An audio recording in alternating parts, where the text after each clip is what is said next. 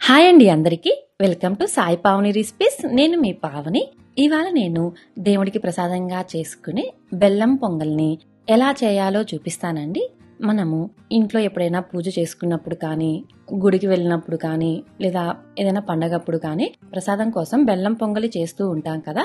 అప్పుడు మీరు ఇలా కనుక బెల్లం పొంగలి చేసి పెట్టారు అంటే అందరూ ప్రసాదాన్ని ఇంకొంచెం పెట్టమని అడుగుతారండి. అంత టేస్టీగా ఉంటుంది. స్వీట్ కానీ అన్ని పర్ఫెక్ట్ గా సరిపోతుంది. కన్సిస్టెన్సీ కూడా మరి గట్టిగా లేకుండా పర్ఫెక్ట్ గా వస్తుందండి. ఈ రోజు మీకు దేవుడికి ప్రసాదంగా చేసుకుని ఈ బెల్లం పొంగల్ని పర్ఫెక్ట్ గా ఎలా తయారు చేయాలో చూపిస్తానండి. బెల్లం పొంగల్ కోసం ముందుగా నేను ఇక్కడ బియ్యం తీసుకుంటున్నాను. ఈ కప్పు నిండుగా బియ్యం తీసుకున్నాను. ఇవి 250 గ్రామ్స్ ఉంటాయండి. మీకు నేను ఇక్కడ 250 గ్రామ్స్ తగ్గట్టు మెజర్మెంట్ చూపిస్తాను. ఇప్పుడు ఈ బియ్యంని ఒక బౌల్లో వేసుకోవాలి. మనం 250 గ్రామ్స్ బియ్యం తీసుకున్నాం కాబట్టి ఇందులోకి పెసరపప్పు వేసుకుంటే సాఫ్ట్గా టేస్టీగా ఉంటుంది. కాబట్టి పెసరపప్పుని 250 గ్రామ్స్కి నేను ఇక్కడ 100 గ్రామ్స్ పెసరపప్పు వేసుకుంటున్నానండి. మీరు కప్పు లెక్కన చూసుకుంటే ఒక కప్పుకి హాఫ్ కప్ కానీ లేదా హాఫ్ కప్ కంటే కొంచెం తక్కువ కానీ వేసుకోవచ్చు. ఇందులోనే పచ్చెనగపప్పు అంటాం కదా, శనగపప్పు, దాన్ని ఒక 5-6 టేబుల్ స్పూన్లు వేసుకోవాలి. ఇలా వీటన్నిటిని వేసుకున్న తర్వాత ఒకసారి బాగా మిక్స్ చేసుకుని బాగా వాష్ చేసుకోవాలి. చూడండి, ఇలా నీట్ గా వాష్ చేసుకున్న తర్వాత ఇప్పుడు ఇందులో బియ్యం మునిగేంత వరకు వాటర్ పోసుకొని కాసేపు నానబెట్టుకోవాలండి. ఇలా నానబెట్టుకోవడం వల్ల మనకి రైస్ అనేది ఫాస్ట్ గా ఉడికి పొంగల్ అనేది మనకి కొంచెం ఫాస్ట్ గా అయిపోతుంది. ఈ లోపల పొంగలి ఉడికేంత మనం ఒక మందపాటి గిన్నె కానీ లేదా ఒక దబర కానీ తీసుకోవాలి. నేను ఇక్కడ పొంగల్ చేసేది ప్రసాదంగా చేసుకుంటున్నాం కాబట్టి ఇత్తడి గిన్నె ఒకటి ఉంటే దాన్ని తీసుకుంటున్నానండి. తీసుకుని ఇప్పుడు ఇందులో ముందుగా వాటర్ ని తీసుకుంటున్నాను.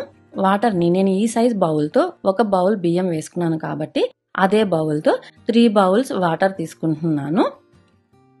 ఇలా 3 బౌల్స్ వాటర్ తీసుకున్న తర్వాత 2 బౌల్స్ పాలు పోసుకుంటున్నాను. ఇలా టోటల్ గా నేను ఇక్కడ పాలు నీళ్లు కలిపి 5 బౌల్స్ నిండుగా పోసుకున్నానండి. అంటే ఒక బౌల్ బియ్యానికి 5 బౌల్స్ పోసుకోవాలి. అప్పుడే బాగా మెత్తగా ఉడుకుతుంది. మనకి అన్నంలాగా కాకుండా బాగా సాఫ్ట్ గా మెత్తగా ఉడుకుతుంది. ఇలా వీటిని గ్యాస్ మీద పెట్టుకొని బాగా కాగనివ్వాలి. చూడండి, పాలు పోసాం కదా, బాగా పొంగిపోయి బాగా కాగాయి. ఇలా బాగా కాగిపోయిన తర్వాత ఇప్పుడు ఇందులో మనం ఆల్రెడీ నానబెట్టుకుని ఉన్న బియ్యము పప్పు ఉంది కదా, అది ఇందులో వేసేసుకోవాలి. పప్పు బియ్యం రెండు బాగా నానిపోయాయి. ఇలా ఇందులో బియ్యం అన్ని వేసేసుకొని ఒక్కసారి బాగా కలుపుకొని మీడియం ఫ్లేమ్ లో పెట్టుకుని బాగా ఉడకనివ్వాలి. ఇది ఉడికే లోపల బెల్లం ఎంత వేయాలో చూద్దాము. ఇక్కడ బెల్లం తీసుకుని సన్నగా కట్ చేసుకుంటున్నాను.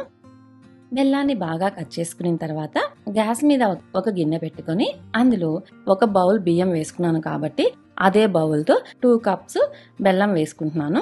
వేసుకొని ఇందులోనే కొంచెం వాటర్ వేసుకుంటున్నాను. వాటర్ వేసుకోవడం వల్ల బెల్లం అనేది ఫాస్ట్ గా కరుగుతుంది. ఇలా వాటర్ వేసుకున్న తర్వాత మీడియం ఫ్లేమ్ లో పెట్టుకుని కలుపుకుంటూ బెల్లాన్ని బాగా కరగనివ్వాలి. బెల్లం అనేది కరగాలండి, అంతేను. ఇది పాకం పడకూడదు. చూడండి, ఇలా నీట్ గా కలుపుకుంటూ బెల్లాన్ని బాగా కరిగించుకున్న తర్వాత చూడండి, బెల్లం అంతా బాగా కరిగిపోయి బాగా బెల్లం వాటర్ ఫామ్ అయ్యాయి కదా. ఇప్పుడు తీసి దీన్ని పక్కన పెట్టుకొని గ్యాస్ మీద ఇంకొక పాన్ పెట్టుకొని అందులో 5-6 టేబుల్ స్పూన్ల నెయ్యి వేసుకుంటున్నాను. నెయ్యి బాగా కరిగిన తర్వాత ఒక 15 జీడిపప్పుల్ని సన్న దబ్బగా ఇంచుకుని వేసుకుంటున్నాను. జీడిపప్పుల్ని సిమ్ లో పెట్టుకొని స్లోగా ఫ్రై చేసుకోవాలి. ఇలా జీడిపప్పు ఒక 50% ఫ్రై అయిన తర్వాత ఇప్పుడు ఇందులో 3-4 టేబుల్ స్పూన్ల ఎండు ద్రాక్ష వేసుకోవాలి. ఫస్టే మనం ఎండు ద్రాక్ష వేసేసుకున్నామంటే జీడిపప్పు ఫ్రై అవ్వడం కొంచెం స్లో అవుతుంది. ఎండు ద్రాక్ష అనేది ఫాస్ట్ గా ఫ్రై అయిపోతుంది. కాబట్టి జీడిపప్పు ఒక 50% ఫ్రై అయిన తర్వాత ఎండు ద్రాక్ష వేసామంటే రెండు ఈక్వల్ గా ఫ్రై అయిపోతాయి. మీకు కాదు అనుకుంటే రెండింటిని సపరేట్ గా ఫ్రై చేసుకోవచ్చు. ఇలా రెండు బాగా ఫ్రై అయిపోయిన తర్వాత తీసి పక్కన పెట్టేసుకున్నాము. నెయ్యితో సహా పక్కన పెట్టేసుకోవాలి. ఇప్పుడు మనము ఉడికించుకుంటున్నాం కదా అన్నాన్ని, అది చూద్దాము. మీరు ఇవన్నీ ఫ్రై చేసుకునేటప్పుడు అన్నాన్ని మధ్యలో కలుపుకుంటూ ఉడికించుకోవాలి, లేదంటే అన్నం కింద అడుగంటుతుంది. కాబట్టి నేను ఇక్కడైతే మధ్యలో కలుపుకుంటూ ఉడికించుకున్నాను. చూడండి, అన్నం అనేది ఒక 70% బాగా కుక్ అయిపోయింది. ఇప్పుడు ఇందులో మనం ఆల్రెడీ కరిగించి పెట్టుకున్న బెల్లం పాకాన్ని స్ట్రైనర్ తో పోసుకుంటున్నాను. వడగట్టుకుని పోసుకోవడం వల్ల ఇందులో ఏమైనా డస్ట్ ఉంటే అంతా మనకి స్ట్రైనర్ లో ఉండిపోతుంది. స్లోగా బాగా ఉడికే వరకు మీడియం ఫ్లేమ్ లో పెట్టుకుని ఇంకొంచెం సేపు నీట్ గా కలుపుకుంటూ ఉడికించుకోవాలి. ఇలా బాగా ఉడికిపోయిన తర్వాత ఫైనల్ గా ఇందులో ఒక 3 ఇలాచీని ఇలా పౌడర్ గా చేసుకుని వేసుకుంటున్నాను. ఇందులోనే ఆల్రెడీ ఫ్రై చేసి పెట్టుకున్న జీడిపప్పు, ద్రాక్ష ఉంది కదా, దాన్ని నెయ్యితో సహా నేను మొత్తం వేసేసుకుంటున్నానండి. అప్పుడే ఇందులో నెయ్యి ఫ్లేవర్ అనేది బాగా తెలుస్తుంది. అన్ని వేసేసుకున్న తర్వాత సిమ్ లో పెట్టుకుని 2 నిమిషాలు ఉడికించుకున్నామంటే నెయ్యి ఫ్లేవర్ అంతా నీట్ గా పొంగలికి పట్టుకుంటుంది. ఇలా ఒక 2 మినిట్స్ తర్వాత దించే ముందు కొంచెం పచ్చకర్పూరం అంటాం కదా, దాన్ని చిన్న పలుకు వేయాలండి. మరి ఎక్కువ వేసారంటే ఘాటుగా ఉంటుంది. చూపిస్తాం కదా, ఇంత పలుకు వేసి సరిపోతుంది. దీన్ని ఇలా నలుపుకున్నామంటే మెత్తగా పౌడర్ లాగా అవుతుంది.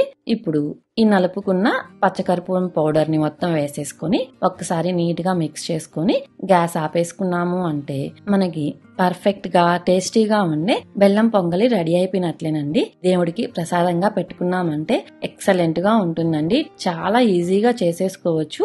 ఇందులో పెసరపప్పు, శనగపప్పు అన్ని వేసాం కదా, పెసరపప్పు వల్ల సాఫ్ట్ గా టేస్ట్ అనేది చాలా బాగుంటుంది. ఇందులో నెయ్యి కూడా ఎక్కువ వేసుకోవాలండి. కాబట్టి మీరు ఈసారి మీరు ఇంట్లో ప్రసాదానికి కానీ లేదా గుడికి ప్రసాదంగా కానీ ఎప్పుడైనా బెల్లం పొంగల్ చేయాలి అనుకున్నప్పుడు ఈసారి మీరు ఇలా బెల్లం పొంగల్ ట్రై చేసి ఎలా వచ్చిందో కామెంట్ రూపంలో చెప్పండి. మీకు కనుక నా వీడియో నచ్చినట్లయితే లైక్ చేయండి, షేర్ చేయండి, సబ్స్క్రైబ్ చేయండి. మీకు నేను పెట్టే ప్రతి వీడియో నోటిఫికేషన్స్ ముందుగా రావాలి అంటే బెల్ ఐకాన్ని క్లిక్ చేయండి. Thank you for watching.